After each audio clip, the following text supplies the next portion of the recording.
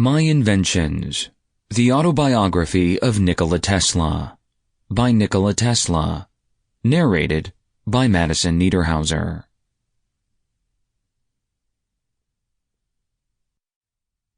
My Early Life. The progressive development of man is vitally dependent on invention. It is the most important product of his creative brain. Its ultimate purpose is the complete mastery of mind over the material world, the harnessing of forces of nature to human needs. This is the difficult task of the inventor, who is often misunderstood and unrewarded. But he finds ample compensation in the pleasing exercises of his powers, and in the knowledge of being one of the exceptionally privileged class without whom the race would have long ago perished in the bitter struggle against pitiless elements. Speaking for myself, I have already had more than my full measure of this exquisite enjoyment, so much that for many years of my life was little short of continuous rapture. I am credited with being one of the hardest workers, and perhaps I am, if thought is the equivalent of labor, for I have devoted to it almost all of my waking hours.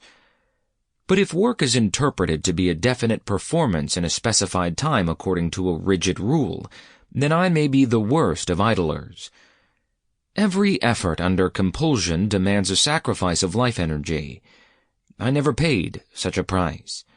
On the contrary, I have thrived on my thoughts. In attempting to give a connected and faithful account of my activities in this series of articles, which will be presented with the assistance of the editors of the Electrical Experimenter and are chiefly addressed to our young men readers, I must dwell, however reluctantly, on the impressions of my youth and the circumstances and events which have been instrumental in determining my career.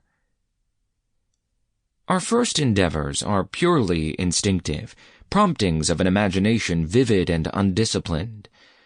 As we grow older, reason asserts itself, and we become more and more systematic and designing.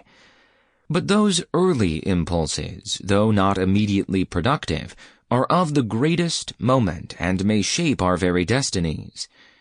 Indeed, I feel now that had I understood and cultivated instead of suppressing them, I would have added substantial value to my bequest to the world. But not until I had attained manhood did I realize that I was an inventor. This was due to a number of causes. In the first place, I had a brother who was gifted to an extraordinary degree, one of those rare phenomena of mentality which biological investigation has failed to explain. Sample complete. Ready to continue?